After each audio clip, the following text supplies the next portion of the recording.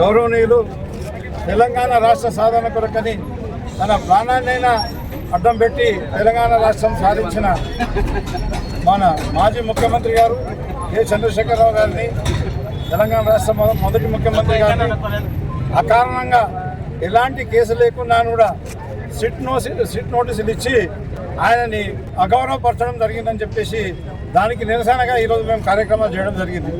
అయితే కేసీఆర్ గారిని ఒక్కరినే కాదు, కేటీఆర్ గారిని, హరీష్ రావు గారిని అందరినీ కూడా కాంగ్రెస్ ప్రభుత్వం వేధిస్తూనే ఉంది. అన్నీ కూడా తప్పుడు కేసులలో ఇరికిచ్చేసి, అక్రమ కేసులలో ఇరికిచ్చేసి ఇబ్బంది పెడదామని ప్రయత్నం చేస్తున్నారు. ఇది ప్రజలు గమనిస్తున్నారు. తప్పకుండా ఈ కాంగ్రెస్ పార్టీకి రేపు జరగబోయే మున్సిపల్ ఎన్నికల్లో ప్రజలు బుద్ధి చెప్పబోతారని తెలియజేస్తున్నాను. ఇవన్నీ ఎన్నికల టైంలో మరి వీళ్ళకు సమయం దొరకనియకుండా, ప్రచారం చేయనీయకుండా ఎన్నికలు గెలుచుకుందామని చెప్పేసి కాంగ్రెస్ చేసే ప్రయత్నం ఇది. అక్రమ కేసులు పెట్టి, అక్రమ నోటీసులు పంపించేసి ఇబ్బంది పెట్టే పరిస్థితి ఉంది.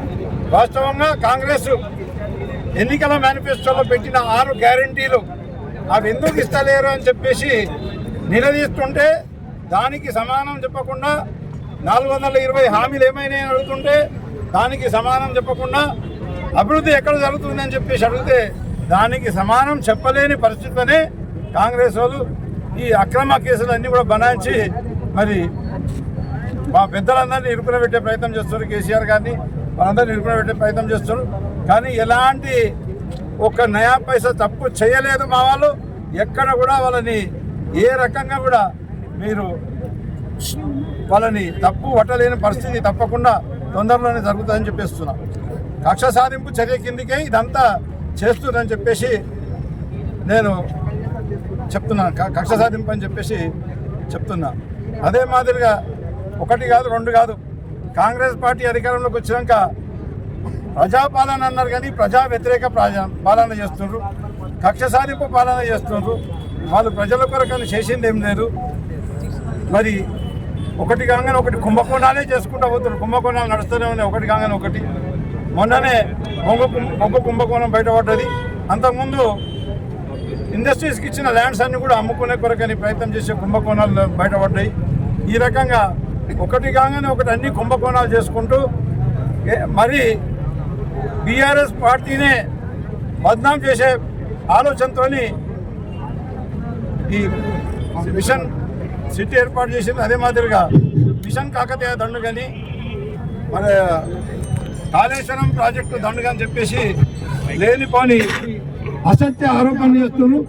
మొన్ననే కేంద్ర ప్రభుత్వం కూడా చెప్పింది కాళేశ్వరం ద్వారా 90 లక్షల ఎకరాలకు అదనంగా నీళ్ళు వచ్చాయని చెప్పేసి చెప్పడం జరిగింది. కాళేశ్వరం మంచి గొప్ప ప్రాజెక్ట్ అని చెప్పడం జరిగింది. మిషన్ కాకతీయ అని కూడా అభినందించడం జరిగింది. అదే మాదిరిగా మిషన్ భాగీరథాన్ని కూడా అభినందించడం జరిగింది. ఈ కాంగ్రెస్ వాళ్ళు అధికారంలోకి వచ్చిన తర్వాత ఇవన్నింటినీ తప్పు చేసి చూపెట్టి ఇందులో అన్యాయం జరిగింది అనే విధంగా చూపెట్టేసి మమ్మల్ని బద్నాం చేద్దామని, బీఆర్ఎస్ పార్టీని బద్నాం చేద్దామని ప్రయత్నం చేస్తున్నారు. ఇప్పుడు మీరు వచ్చిన తర్వాత 1 ఎకరా నీళ్లకు కొత్తగా ఇచ్చే కొరకని మీరు ఒక ప్రాజెక్ట్ కూడా మంజూరు చేయలేదు.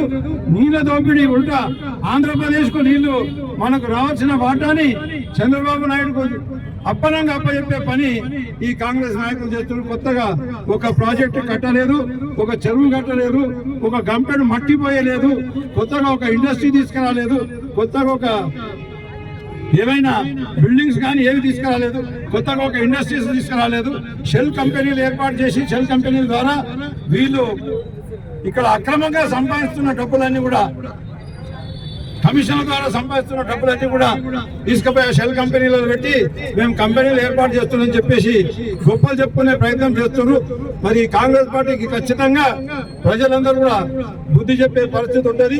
ఈ మున్సిపల్ ఎలక్షన్లోనే వాళ్ళు మొన్న సర్పంచ్ ఎలక్షన్లో సగం అయిపోయినారు, సగం ఖతం అయిపోయినారు, ఓడిపోయింది వాళ్ళ పని. ఈ మున్సిపాలిటీ ఎలక్షన్లో ఇంకా మిగిలిన సగం 25% అయిపోతుంది. మీకు వచ్చే ఎన్నికల వరకు, జనరల్ ఎన్నికల వరకు కనీసం అడ్రస్ లేకుండా కళ్ళంతా పరిస్థితి ఉంటుందని చెప్పేసి ఇప్పటికైనా మీరు ఇలాంటి పనులన్నీ కూడా మానుకోవాలి. రేవంత్ రెడ్డి గారు మీరే ఓటుకు నోటు దొంగ, ఆల్రెడీ జైలుకు వచ్చిండ్రు, జైలు జీవితం గడిపి వచ్చిండ్రు. ఇక మా నాయకులను కూడా మీరు ఇబ్బంది పెడదామని ప్రయత్నం చేస్తున్నారు, కానీ ఏమీ జరగదు. ఇప్పుడు కూడా మీరు అధికారంలోకి వచ్చిన తర్వాత కేవలం ప్రభుత్వ సొమ్ము లూటు చేసుడు కానీ, కమిషన్లు కానీ, అదే మాదిరిగా రకరకాల బొగ్గు కుంభకోణం కానీ, రకరకాల కుంభకోణాలు, విద్యుత్ కుంభకోణం, సోలార్ విద్యుత్ కుంభకోణం, ఇలాంటి ఎన్నో కుంభకోణాలు చేసుకుంటూ డబ్బులు కాజేసే ప్రయత్నం చేస్తున్నారు. తప్పకుండా మీరు మళ్ళొకసారి జైలు జీవితం గడిపే సమయం అతి తొందరలోనే రాబోతుంది. ఇంకా రెండున్నర సంవత్సరాల్లో మా ప్రభుత్వం రాబోతుంది. అప్పుడు మీరు ఇప్పుడు కక్ష సాధింపులు చేస్తున్నారు, కానీ అప్పుడు మీరు చేసిన దుశ్చర్యలకు, అక్రమాలకు, దోపిడీకి, కమిషన్లకు తప్పకుండా మీకు శిక్ష పడుతుందని చెప్పేసి రేవంత్ రెడ్డి గారికి తెలియజేస్తూ, మరి మా కేసీఆర్ గారిని కానీ, కేటీఆర్ గారిని కానీ, హరీష్ రావు గారిని కానీ ఎన్ని మీరు కేసులు పెట్టినా కడిగిన ముత్యాలాగా బయటికి వస్తారని చెప్పేసి తెలియజేస్తూ సెలవు తీసుకుంటాం.